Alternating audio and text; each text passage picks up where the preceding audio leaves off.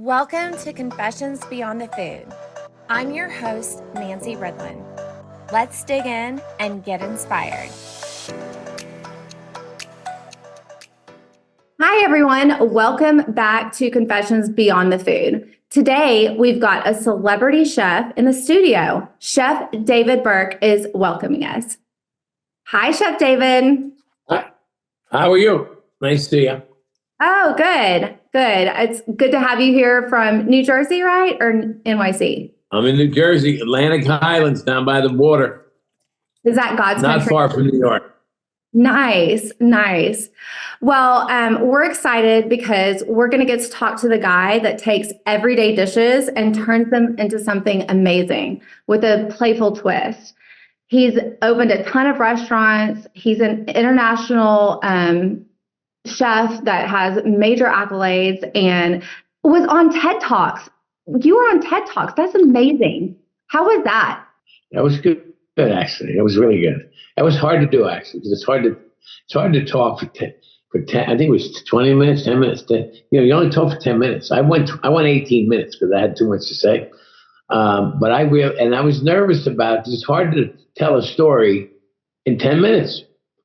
So it was excellent. But I spent time trying to condense what I wanted to say into the particular time. But I had a good time doing it. It was heartfelt. The theme was joy, and joy in what we do for a living, et cetera, et cetera. That was a good topic, actually. So if you get a chance, you should check it out. I did. I listened. It was pretty.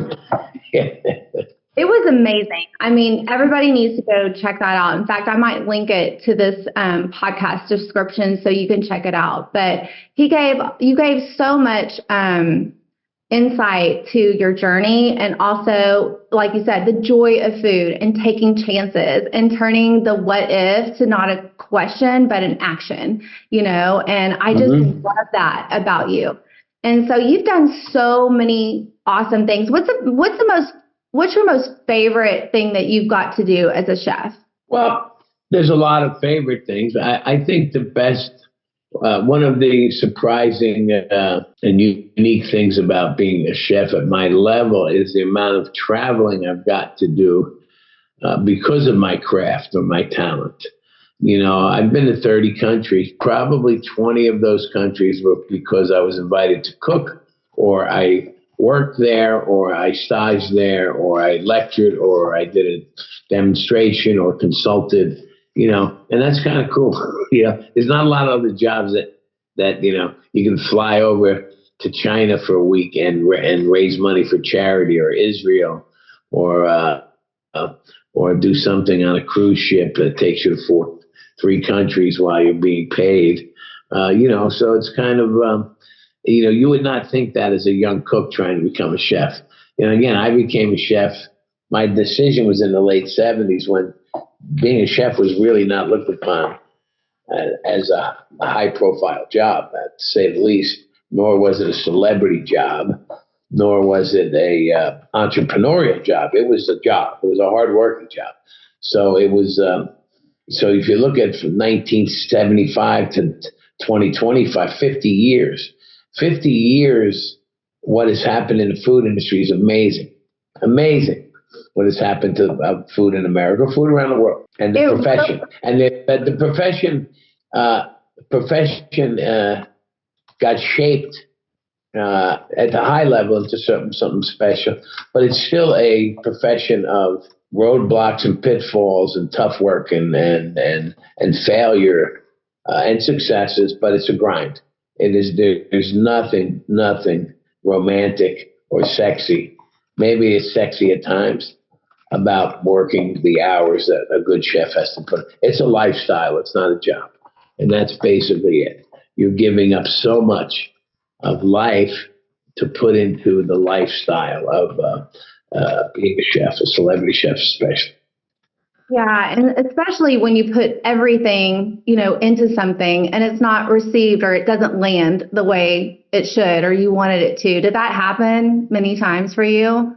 Listen, everybody, failures lead to successes. You're going to have to, if you're not out there trying things, and learning from mistakes, you're not really getting better. There are examples of more partnerships and deals that you make, and they hit grand slams, and then there's things that don't necessarily work out for whatever reason: locations, partnerships, timing, economy, bad chef, bad manager, too busy, couldn't adjust quick enough, bad lease, whatever it is.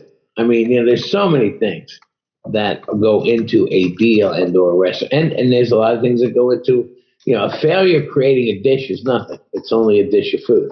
A menu that isn't as good as the last one, right? I mean, we create. I always think about a winemaker. A winemaker has once a year to make wine. Right, he's got to get it right. Now the technology is helpful these days, but a dish of food we can create. It costs a little money and a little time, but if it doesn't work, we fix it. We edit it, we tweak it, we change it, and then you keep crafts like a sculpture. You're molding and molding and molding, but we're using much more than our hands and our eyes. We've got to use our taste and our sense of smell and texture, seasonality, geographic restrictions, dietary things, all of that, and it has to be beautiful. Not necessarily beautiful every dish, but there needs to be a sense of style in what you put out. I mean, if you put short ribs on a plate, are they going to be as beautiful as a red snapper with this and that?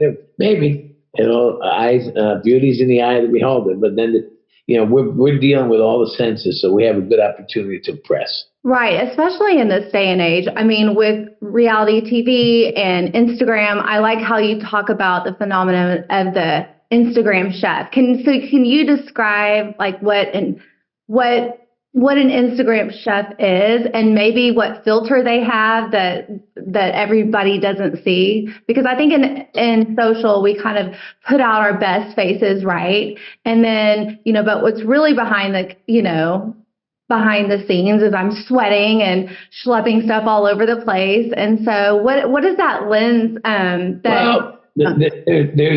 there's this falseness or misleading, the media. I mean, food TV has been very good for the industry in many regards, and also not so good for the young chef that wants to be a chef, because the reality TV is not necessarily the reality of what that person might be doing when they pursue a career in the kitchen. Right. For example, if you watch a Food Network show or you don't see the real sweat and grind. You don't see the 12-hour days. You don't see the worn out sneakers and shoes and the scars and the sweat and the depression and the late nights and the holidays and the family problems. The divorce rate is crazy. The drug and alcohol use is high. The stress is tremendous. The failure rate or the turnover. There's very few chefs that have been with a company for 20 years. Super low.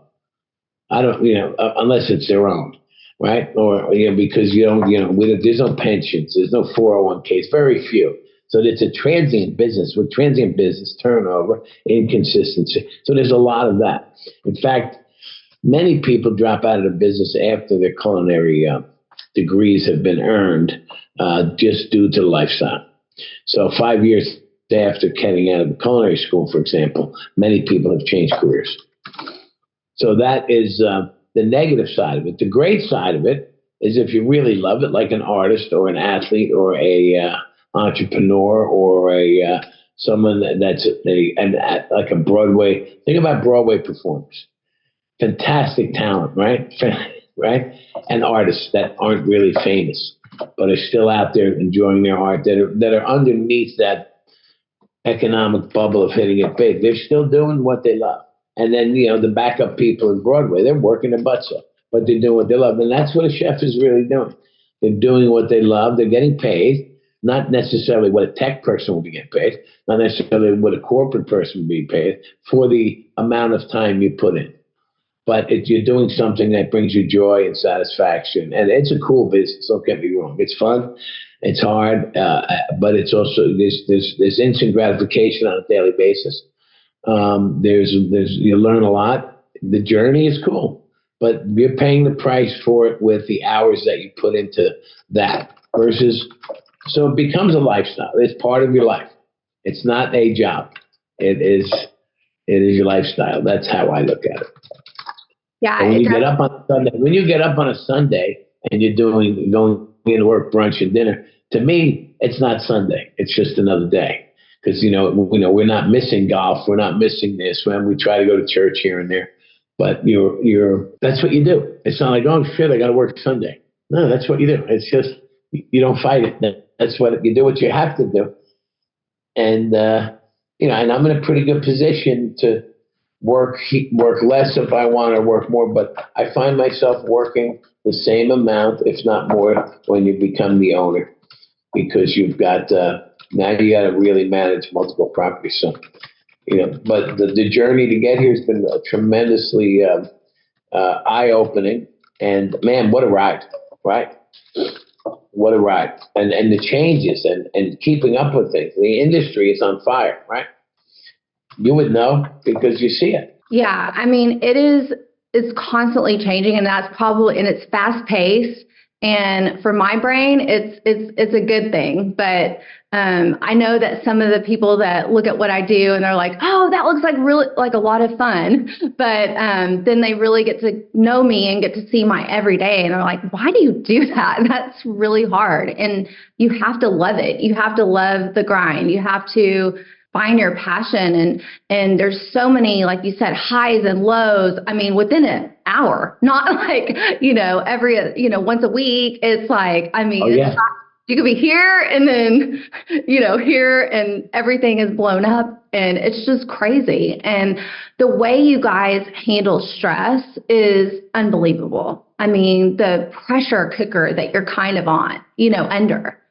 So I like how you also mentioned, just what it takes emotionally, to be in this industry, and the hard parts of it, the depression. And that's one of the reasons I'm doing this podcast, is to, expose some of this and, give some practical, advice and encouragement to people that feel, despair, like losing their family or things like that, and so that's really cool. So you mentioned also managing a business, and that as a business owner, I totally get it. Like, it's not just going out and doing your craft, right? And so you manage businesses, you have a cookware line, you have, all the engagements you probably do as a chef, and also keeping up with trends and innovation. So when do you sleep? Sleep is, I get home. If I can get 6 hours sleep solid, I'm pretty good. Sometimes I nap. I'll take a nap in my office, and we're in my home office now. So I have restaurants close to home. I'm an hour from New York City, but I'll get up early usually and get going at the table, and then take off to the restaurants. So, my day starts 7 a.m., no later than 8. And sometimes earlier, and it ends probably at 9 or 10.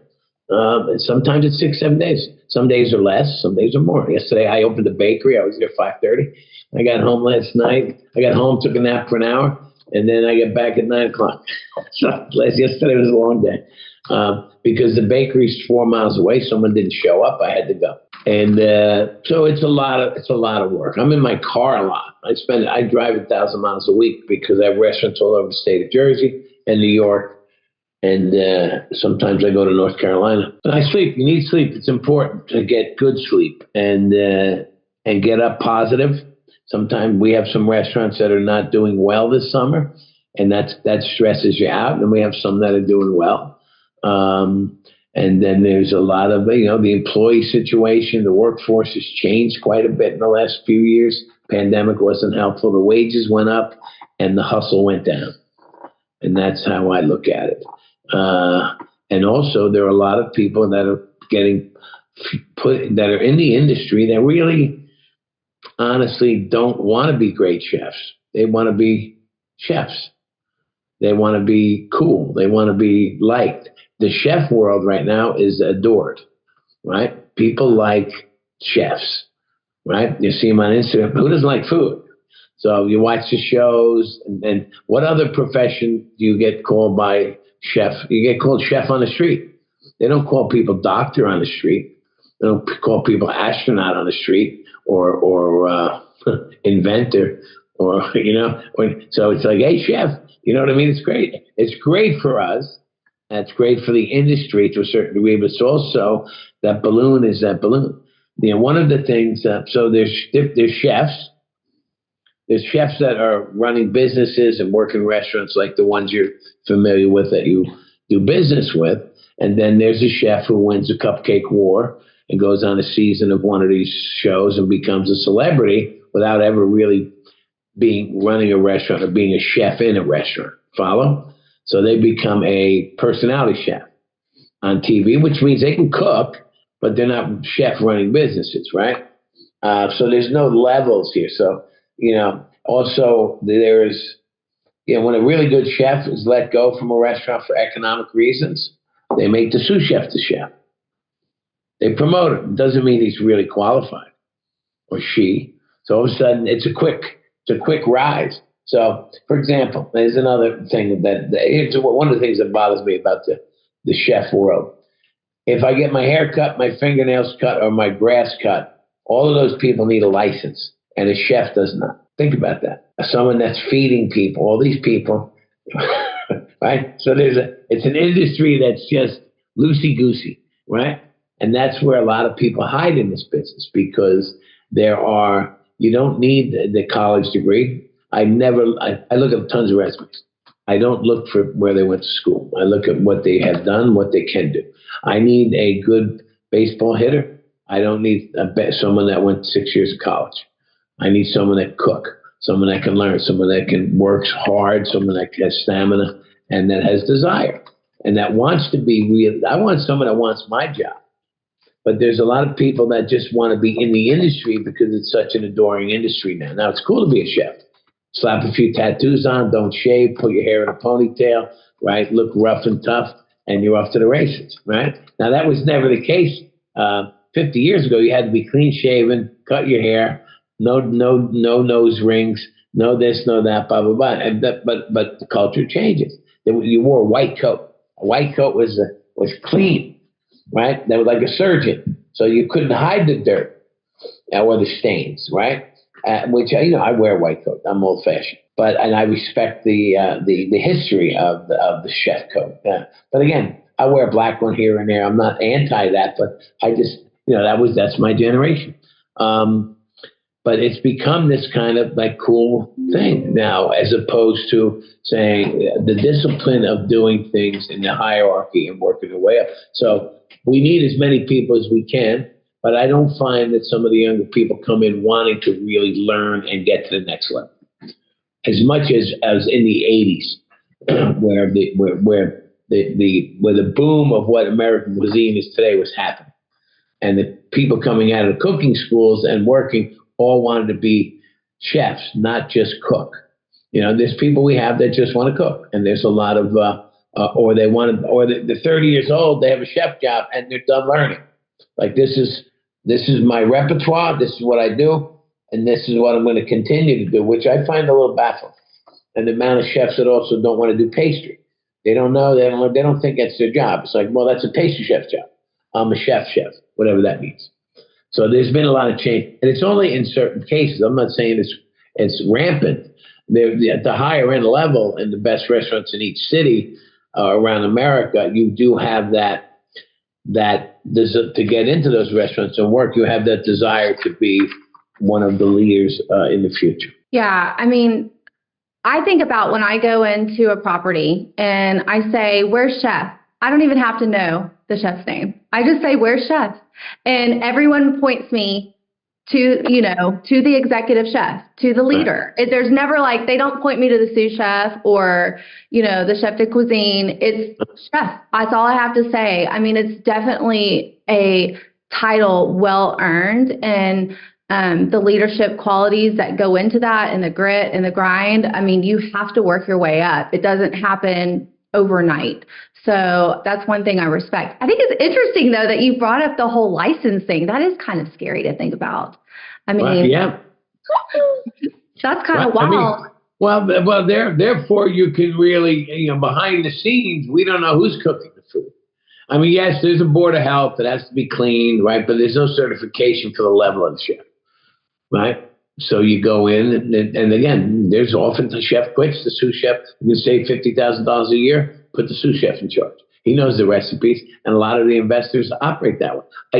Sometimes it works, sometimes it does. I'm just saying there's like no, so it's a loose. If you want to really work hard and learn in this business and grow the ladder, you can. It's a great place for people from other countries to work. You don't need to speak English to work in a kitchen. You can learn. There's a lot of Latins. There's a lot of different people from different cultures, and they're hard workers. And everyone that works in a kitchen usually has to work hard, right? Unless it's a quiet restaurant. But you don't need, like I said, you don't need a college degree. You don't need it. There's really very few background checks. It's not corporate. Yes, in some of the hotels and some of the other things there are, drug testing and this and that. The restaurant business, if you had a drug test all the employees, you wouldn't have no employees. And we went through this years ago. One of our restaurants, we were in a high-end building, department store, and they required us to test every employee. And we were like, we can't hire, 50%. And it would cost $200 for the test, the hair and the whatever. And half people fail. So we were like this, we're spending all this money doing a test because everybody lies about it. And so we wind up changing that requirement to soften it up so that we can get more employees. Interesting. So what if there's a chef that has, maybe has accelerated and has a burning desire to open his or her own new restaurant? What do you think that requires? And when should they make that jump? Well, I think they know. There's certain. You'd have to be really good and recognized by the ownership of the building, or me, or someone else. Most of the chefs, and I've got some of them that want to open their own restaurants. You got to be recognized somehow and have a brand name to get there. Or be able to put an investor group together, or if somebody came to me and said, listen, I want to be a partner, or I have to move on, we would consider that. If they were with us, make it, and they knew the numbers and knew how to make us money, why would we want to lose it?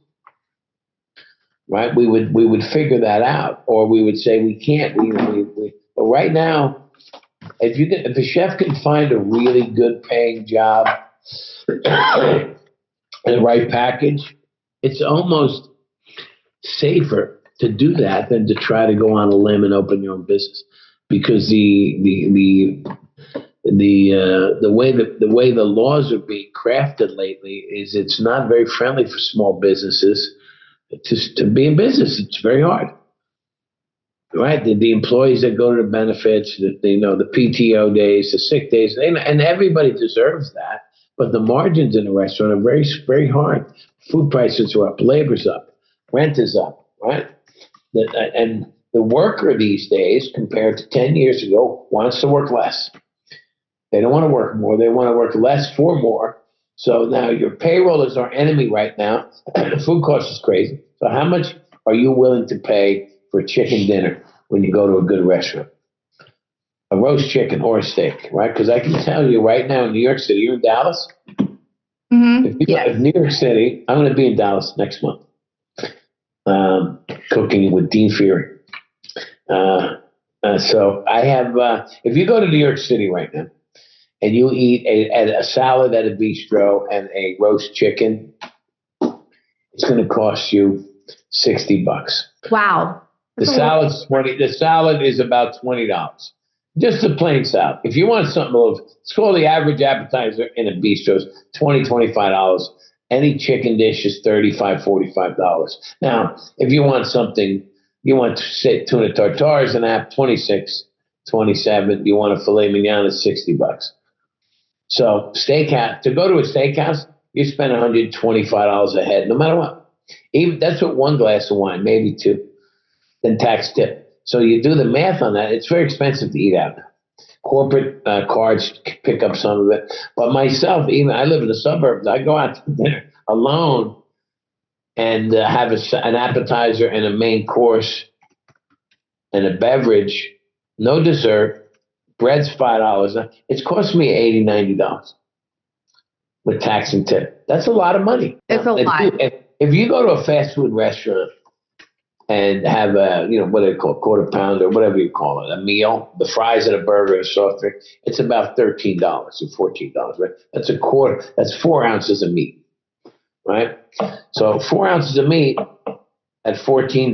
Now, if you go for an 8-ounce burger that we serve, right, with fries, why don't we charge $28? These $28 is a lot for a burger in people's minds, but it's the equivalent of doubling the meat. And even if you charge $22, it's still expensive, right? For a burger, 24. But now the burger prices in a restaurant are above $20 for a quality patty, right? An 8-ounce burger or 7-ounce burger, it's got to be $24. Otherwise, can't make money. Because then you got the bread, you got the pickle, the fries, the ketchup, and then you have a burger at $25, a glass of wine at $15. You're at $40 for a burger, tax and tip, $50. Burger and a beer.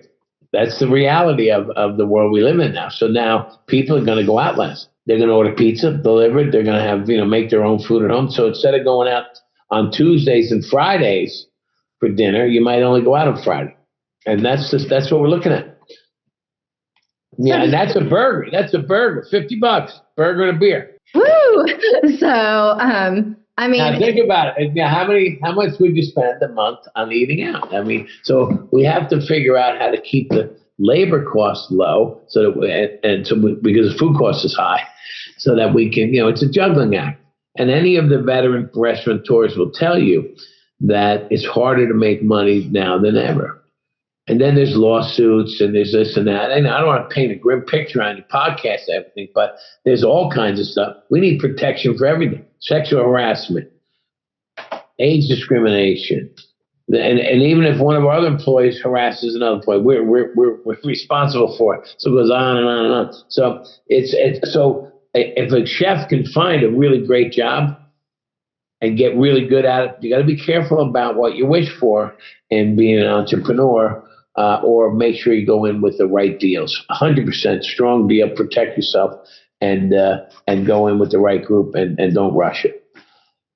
Yeah, and before you went into your own restaurant, did you talk to other people? I mean, to get the picture. I mean, I think that would help if they went out and talked. Well, my first venture as a partner was with a big group that they had founded TGI Fridays in the '60s, and they owned Smith and Wensky. And so I was a 10% minor partner, which allowed me to learn some of the business of it and make some money. And then I went on my own after that. Had some bad partnerships, had some good ones, mostly good, and learned a lot. But I'm telling you, it's so difficult, because it's ever changing and it's competitive. Once you get there, doesn't mean you stay there. Once you get to a top rank position, you still got to work. You're as good as your last meal and your last Yelp and your last this.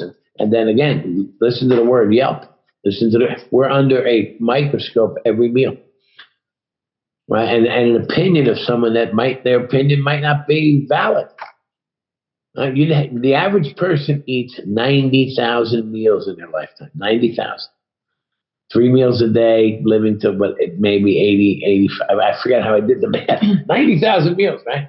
Somebody has an overcooked burger and they try to strangle you, right? It's one meal, right? The room for error is there, and it's an opinion too. So when people get so upset about a human error, whether it's the waiter's fault for not ordering it right, or the cook didn't do it right, or something along the way happened, or it took too long. I mean, there's very few professions. You wait for a table in a restaurant for 45 minutes, they're going to give you a bad review. If the food took too long, bad review. You go to a doctor's office, you wait an hour, nobody gives them a bad review. Not fair. Nobody gives the dentist a bad review for waiting. Well, it's just that we're held to a different standard. If the dentist had, you go to the dentist, they get 6 rooms, one guy working, or girl, woman, and they sit you in a chair and they go from room to room. And it's like, it's like a waiter. I got 6 tables. All right, I'm going to drill you here. I'm going to do this one. It's a magical thing to see when you're good. But you're waiting while other people are being served too. But, it's just a comparison. So, yeah, the restaurant business gets criticized a lot. And there's high expectations. And you got to deliver. And when, people are opinionated about their food and the ambiance because they're spending real money. Listen, you go to dentist, it's expensive, but you don't know how to compare that. You can't compare the dentist to like you compare a crab cake to the other crab cake down the street, right? But that's everyone's an expert in what they like in food and the music and the drink, and then there's the price tag, right? So and people go out to eat, they drink. So during the pandemic, they were drinking more than they were eating. And certain nights of the week, people will spend as much on alcohol as food. Wow. I know. That's okay for us because we make more money selling alcohol than food. Well, when you're stuck at home with 2 kindergartner twin boys, drinks became really important to all of us parents that had to be homeschool teachers. So, yeah, but I mean, the struggle is definitely real. So, I mean, in these challenging times, and I find it as, on the other side as being a vendor, I'm like speaking to the choir right now. So where do you find your joy amidst all these struggles? Well, well, there's also triumphs too. I mean, you wake up and you see a restaurant did, $15,000 last night. We had a good night. Numbers are in line. People are happy. Good reviews. I walk through a dining room. People take pictures. They want to say hi. They tell you that. I was in one of my restaurants last night. Guys, like, I had the tile fish. It was so good. I'm like, I didn't know we had tile fish. It's special. So finally, I said that the chef has been listening. And another guy came up to me and goes, oh, and I saw the tile fish come out because I got there a little late. And it was a beautiful dish. And there's a sense of, okay, now he's listening and things are working. So when something starts working and you're getting good feedback, and you're in, August is tough for us up here.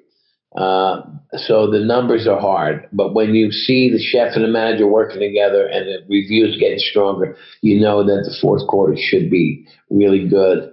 And again, we want harmony. We put out fires all the time.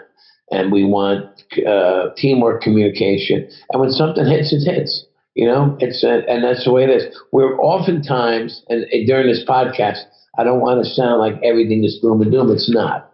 But I like to get the reality of the situation out there because we're riding this high as the chef world. And I get all these people coming up and they want jobs and they go to school and they're watching TV. And that's really, I tell people that, put your son or daughter in the kitchen for 3 months before you spend $150,000 on culinary food, and make sure that they understand what they're giving up. And some people it's great, and some people it's not. But that's that. The joy is in a lot of things. The joy for me is creating good dishes and designing restaurants and making sure they work, and also the triumphs, but also. There are defeats. We'll close a place here or there. And again, you can't get that attached to it. And, one of the things, I don't like to do this, but it's not necessarily a failure because we didn't give it a good effort. Things just don't, Babe Ruth struck out a few times, right? You're not always hitting a home run. So you got to it's business is business is business. And when it gets quiet and you got to adjust. But sometimes getting up, staying motivated is very important. Discouragement is not, first of all, it's not allowed. So you don't have time. You don't have time. You get up, you coffee up, you get going, and today's a new day. The energy of a kitchen is tremendous. Hearing those hoods going and the clackety clack and this and that and people, and then the sizzles and this and that. Food brings joy anyway, usually. So, and there's high energy in kitchens and wait staff and this and that. But when it's good, it's good. When it's good, it's good. It's like 3-point shots going in all day long. But when it's bad, it's, you're hitting the rim.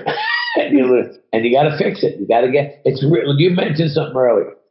the amount of stress that you learn to deal with is crazy. And people say, "Oh, you must be so stressed out." I haven't been stressed out. I've been stressed out for 45 years. But it's just something you're used to. It's, you deal with it. There's a fire in a restaurant or someone didn't show up. And I'm like, okay, it's a day. It's a day we're going to have to get through, and we will. And then we'll find somebody better to do this position. And we have experienced that this week. But, people get discouraged. Oh, someone in the open. Okay, we lost a few dollars. This and that. We'll make it up and let's make an adjustment. But you need an army of people in the restaurant business to communicate with the staff, levels of experts, levels of operators and communicators, and HR and marketing, and you need therapists. Not that we have them on our payroll, but we are. There's a lot of issues, and scheduling, and everyone has a problem with the schedule. A lot of part-time workers, a lot of single moms and single parents that have obligations on certain days, and this happening. It's a juggle. It's a juggle, but you figure it out. I have a high school friend, and she lives down the street from where I live, and she's in the tech business, and she made a lot of money, etc. And she was helping us out with some admin stuff and this. And she's like, "I cannot believe this business. This is the craziest business I've ever seen." She goes, "I can't believe." First of all, she goes, "I can't believe how many hours somebody works for that pay." And this was a highly paid chef. She goes, "But for that many hours, they make that. It doesn't add up." And also, there's and the chaos, and the chaos and the drama, because it's a drama business, and artistic, and there's sometimes not very respectful. You're in a corporate office. You don't walk into a corporate office with a McDonald's cup of soda, all right, with a straw. You don't go into your office building. I don't think so. But people walk into restaurants with bottles of water, like canteens and stuff now. And I'm like, or a coffee cup, and they'll leave it somewhere, like in the dining, right? And they'll leave it somewhere. So in my kitchen, I'll be like, "Listen, we have water, we have coffee. We have soda. We have liquor. I asked the chef. He came in with a canteen. I don't know what was in it. Could have been vodka. Could have been Gatorade. I don't know." And I said, "Are you going hiking?" I said, "We got 9 sinks in the kitchen. We got 2 bars. We got 16 refrigerators. You can drink all the water and soda you want. I don't know why, but maybe it had a special formula. But it had this new culture of like, I got to bring my own beverage into a restaurant. It's crazy. The most thing is we don't want people bringing things in and taking things out. Because why would someone bring a knapsack to work and put it in the locker room? The only thing you can do is fill it up and leave. So there's a lot of that too, right? We have things that people need at home: silverware, wine glasses. So look at China. Somebody moves to New York City from Ohio and gets their first apartment, works in a restaurant. Guess what? Why buy China glassware and silverware if you can take a few home every night?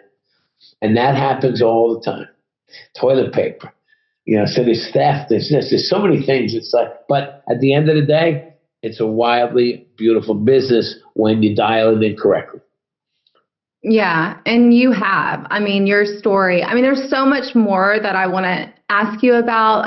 Because there's a whole nother story of just your heart, like in a society of, promoting self and things like that. Like you really help the community through philanthropies. And I'd love to talk to you at another time about that, because it's just amazing. And it's really cool for chefs, for people in the industry, or just patrons, to listen and hear the stories, the real stories, the confessions beyond, what they just, sit down and have, their $40 chicken. So that is just crazy. So, but it's true. It is true. It's getting very expensive here in Texas too. But so before you leave, I have to ask you, what is your confession today? Do you have a confession? Something that we might not know about you, hobby? What? Yeah, I'll show you. Well, I have a couple confessions. Okay. My guilty treat is frozen White Castle. No way. One of them. I don't really. Brenda's with me, my sister. She's never seen me eat them, and his is my sidekick. I see the trash can. This is Okay, if you are listening through our, Spotify or Apple Music, you guys need to go and look at the video on YouTube. Maybe Lefto's got a girlfriend now. Oh, she's beautiful. Lefto, that's Nutmeg. She's a little crazy. She likes her wine. This guy during the pandemic helped me raise money for Feed the Heroes. So he was my left-hand man. His name is Lefto, and he cooks with leftovers. Hi. It's nice to meet you. So this is I'm a little funny. I'm much funnier than I was on your podcast, and usually much more upbeat. So I feel like I was just talking about all the negative, but we can do it. No, it's great. But he helped me cook during the pandemic. We raised money for a couple charities, and he's my sous chef. That's but again, awesome. this kind of the joking stuff that goes on with the kitchen. Kitchen is very much in the restaurant business. If you don't have a sense of humor, it's very hard.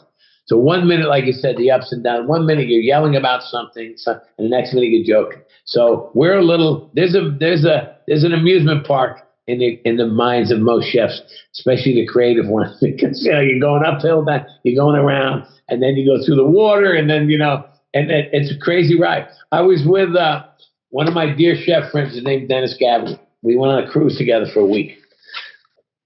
I worked for that cruise company, Holland America, and he was helping me as my sous chef, and we were doing all these things. And after we spent a week together, went all over Europe, and at the and I'm always writing things down, creating new dishes. So at the end, he was getting in his taxi in New York, and I was leaving. I gave him a hug. He gave me a hug, and he goes, Burke, thank you for inviting me on a trip. He goes, it was great hanging out with all three of you.